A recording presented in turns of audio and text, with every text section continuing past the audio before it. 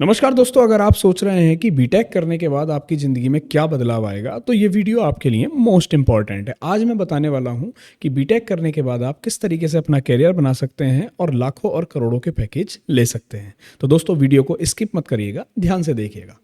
मैं Akash Shekhawati group of institution Sikar में आप सभी लोगों का हार्दिक स्वागत करता हूं। दोस्तों, आज जिस मुद्दे पर हम बात करने वाले हैं वो बहुत ही इंपॉर्टेंट मुद्दा है।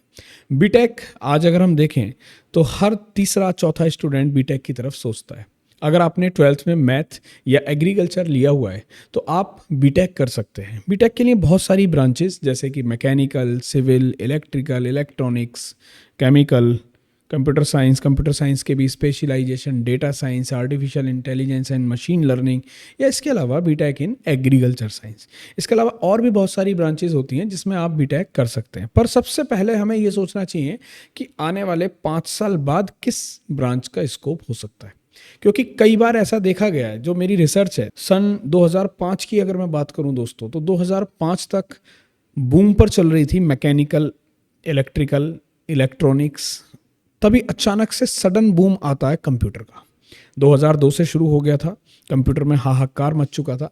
2008 तक तो स्थिति ये थी कि पूरे इंडस्ट्री कंप्यूटर साइंस की तरफ मूव कर चुकी थी। तभी अमेरिका में क्राइसिस आता है। अमेरिका में क्राइसिस आने के बाद 2014 तक लगातार क्राइसिस चलता रहा दोस्तों।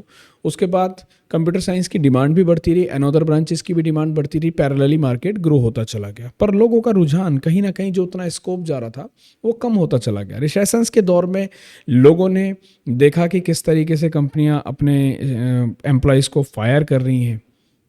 लाखों लाखों लोगों को एक एक साल में निकाला गया। उसके बाद दोस्तों दौर आता है कोरोना का। कोरोना काल में भी हम लोगों ने ये चीज़ देखी कि वर्क फ्रॉम होम कुछ लोगों को मिला और कुछ लोगों को इंडस्ट्री से बिल्कुल आउट कर दिया गया।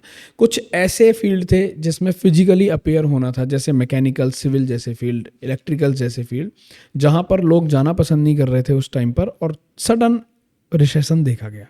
वहीं पर अगर आईटी इंडस्ट्री की बात करूं, कंप्यूटर साइंस की बात करूं, तो लगातार उसमें बूम चल रहा था, क्योंकि वर्क फ्रॉम होम की वजह से और जितना भी ऑनलाइन सेटअप सिस्टम्स डेवलप हो रहे थे, टेक्नोलॉजी बढ़ रही थी, आर्टिफिशियल इंटेलिजेंस एंट्री ले चुका था 2020 के बाद।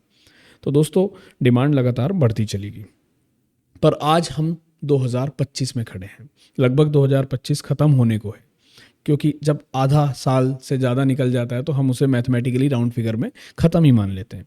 अब दोस्तों 2026 की शुरुआत है। ऐसे स्टूडेंट्स जो इस बार 12th में हैं या 12th का एग्ज़ाम ऑलमोस्ट दे चुके हैं और आईआईटी जैसे एग्ज़ाम्स की तैयारी कर रहे हैं, उनके लिए सबसे बड़ी बात है कि वो अपने फील्ड को कैसे बेहतर बनाएं, किस तरीके से वो अपना फील्ड सेलेक्ट करें।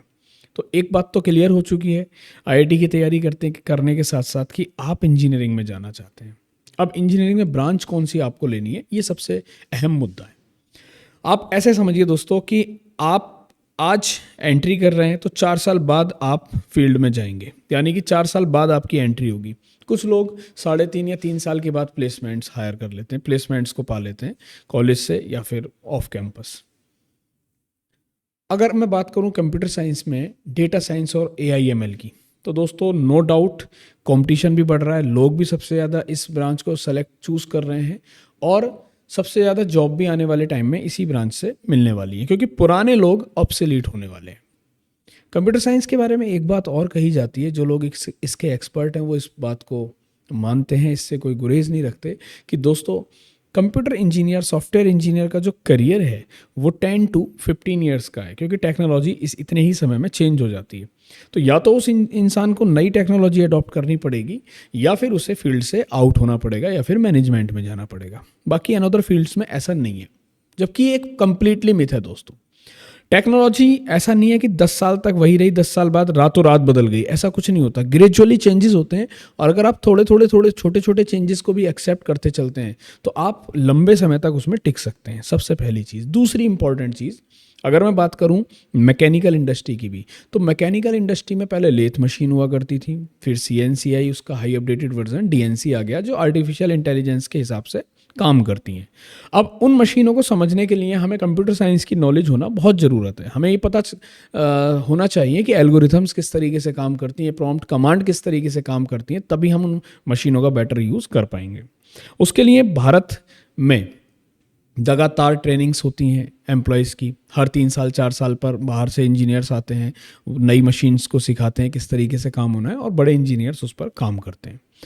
जनरली मैकेनिकल और सिविल और केमिकल या इलेक्ट्रॉनिक्स इलेक्ट्रिकल्स की इंडस्ट्री में ये देखा गया है कि छोटे इंजीनियर्स उनकी हेल्प करते हैं, पर सॉफ्टवेयर की दुनिया में ऐसा नहीं होता। सॉफ्टवेयर की दुनिया में साइट्स के रोल कुछ नहीं होते, जो भी रोल होते हैं वो मेन और लीड्स रोल होते हैं। लैंग्वेजेस बहुत सारी हैं, एसक्यूएल पे लोग काम कर रहे हैं, पाइथन पे लोग काम कर रहे हैं, मोंगोडीबी पे लोग काम कर रहे हैं, C++ के प्रोजेक्ट, जावा के प्रोजेक्ट्स भी अभी भी चल रहे हैं, ठीक है, ऑब्सोलीट नहीं किया है लोगों ने। अब उन प्रोजेक्ट्स को ख़त्म कर देना एकदम से पॉसिबल नहीं है दोस्तों। ऐसे में आप लोगों को एक ऐसा कॉलेज चाहिए जो आपके सपनों को साकार करने में आपकी मदद कर सकता है। तो दोस्तों मैं आज बात कर रहा हूँ राजस्थान के सुप्रसिद्ध college Shekhawati group of institution Sikar की। एक ऐसा कॉलेज जिसकी इतिहास 25 वर्षों का रहा है।